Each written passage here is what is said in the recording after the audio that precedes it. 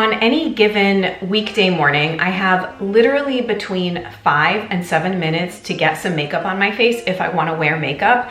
And I'm very committed to doing so just because I love it. It makes me feel put together and it's just kind of like a non-negotiable for me. So it's been a while since I've done an everyday makeup routine, and I thought I'd take you along this morning and show you my very, very quick, easy, polished, everyday makeup look. Brands are not really important today. It's more that I just want to show you kind of the style of makeup that I'm doing.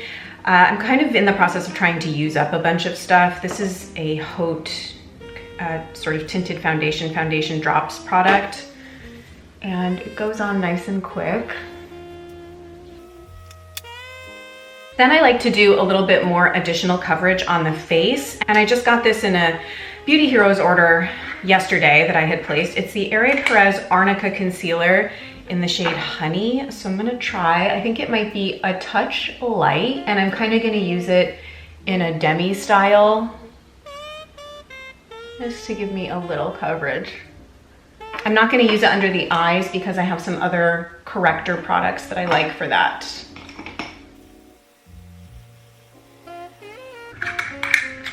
All right, next I like to get some brow gel happening because I like to give it a chance to set. I have some sourdough on my arm. I'm making some bread this morning. How glamorous. I like to give my brow gel a little minute to set. I guess I do my brows in a bit of an unconventional way in that I like to do brow gel first and then fill them in. I don't know why, I've just developed that preference. It also keeps your brow gel cleaner, so because you're not picking up the brow color if you use a pencil or a powder. So to me, it just makes a little bit more sense.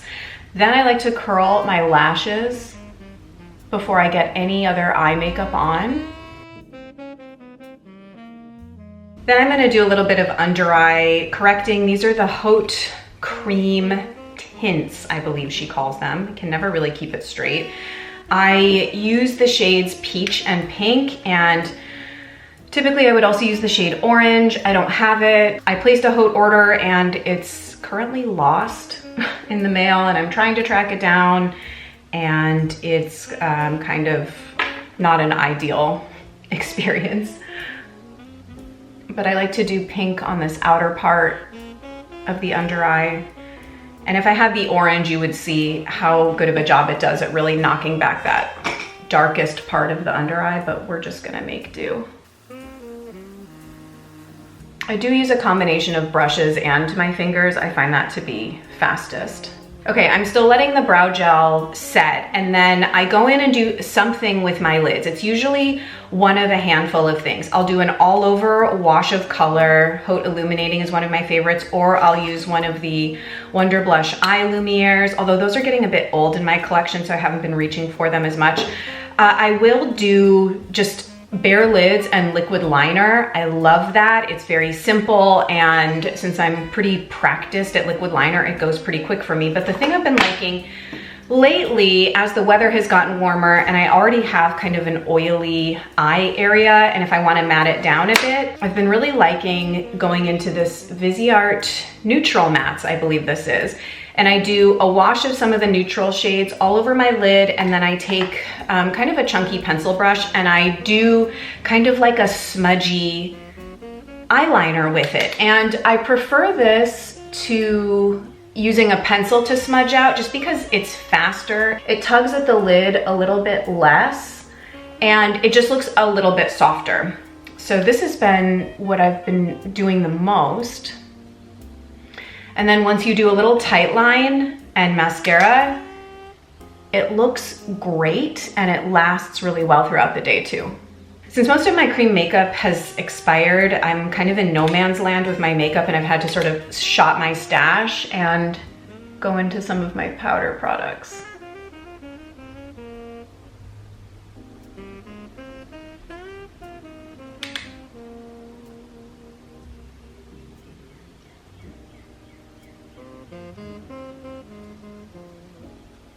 Really sounds like an aviary at my house. I don't know how well you guys can hear the birds outside, but they're always really loud. So that's it. It doesn't have to be perfect at all. It's kind of amazing how just a little bit of dark color near the lash line, I feel really kind of pulls things together in sort of the easiest way possible. Manasi Petunia to tightline. And then I'll either use another Manasi pencil on the lower lash line, or I can also take some of the residual shadow on this pencil brush and use that to bring a little bit of color and definition to the lower lash line. Then we're gonna slap some mascara on. This is the Tower 28. It's not, you know, a holy grail, but I like it better than most easily accessible eco mascaras. And it's a pretty decent price point. Kind of all set on spending $50 on a mascara. So I usually try and do 2 coats of this, depends on how much time I have, or if my kids are entertaining themselves, or if they're fighting and I have to go intervene. Every morning is a little different.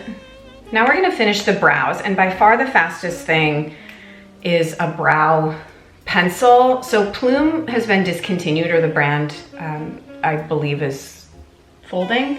So I've been using this Kimiko in the darkest color that it comes in. You can get this on Beauty Heroes, and initially I was not the biggest fan, but this has grown on me.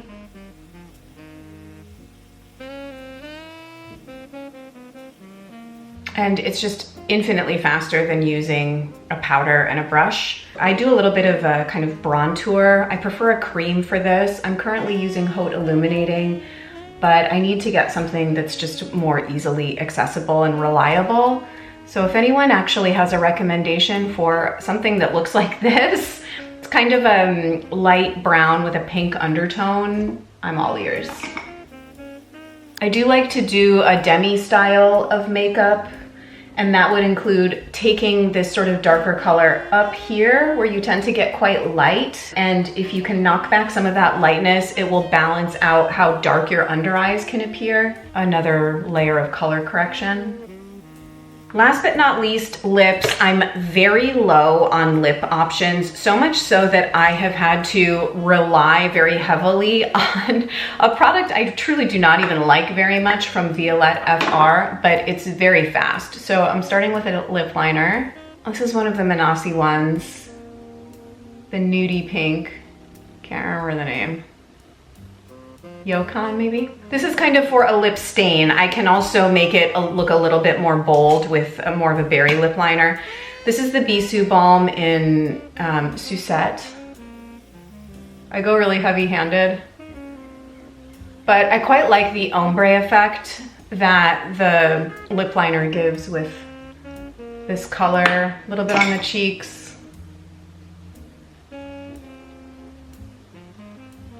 I will say that this has pretty good lasting power. I guess that's one of the benefits. I just am not that impressed with the quality of this brand at all. I think it's really overpriced. So quickly clean up the lip. Sometimes I'll do a bold lip too, like my sole bold lip option right now is this Cheekbone Heartberry, but if I want to do a bold, I'll typically do that. I'm gonna be getting all of those Manasi tints, and hopefully that'll give me some new color infusion in my makeup routine. I'm talking a little bit more than I intended to. I was just gonna come on here and like quickly plow through my makeup, but you know, here I am chatting. A little bit of highlight. This is the Momi Moonstone. I love it. It's the only highlight I reach for. It's absolutely the perfect texture. I don't know, I'm just completely in love with it, and I use it practically every day. Then I powder, and I shopped my stash, and I've been using this Hourglass Luminous Light, and it's much faster than doing a loose powder, which would be my other option. Trying to find a suitable brush. So a little bit of this. This is like in real time too, me in the morning, just like slapping it on, throwing things around. Final finishing step, sets the mood, tone for the day, I feel complete, is the Red Flower Orange Quince Steam Mist to set, even though it's not a setting spray. It is perfection. It's kind of the first step in my personal fragrance routine. So after this, then I'll go over to my perfumes, which I keep over on this bookshelf, and I'll typically do something quite light on the pulse points around my neck, a spritz, in front of me that I kind of walked towards myself of something else, and then I'm off for the day. I just did a fragrance collection video on Patreon. I talked through all of my fragrances. It's mostly eco and natural perfumes, truthfully, because I just can't handle conventional fragrance, as I imagine many of you are probably similar. So if you want to see that, it's over on Patreon. I do also have it listed as just a standalone video outside of the membership, so you would go to the little shop tab on my Patreon page. But of course, if you decide you'd like to join Patreon, there's access to 7 years of archived content. So much is over there. That's where I've spent most of my time the last 3-4 years. Just wanted to let you know what's recent over there. Thank you guys for watching, and I'll see you soon. Bye.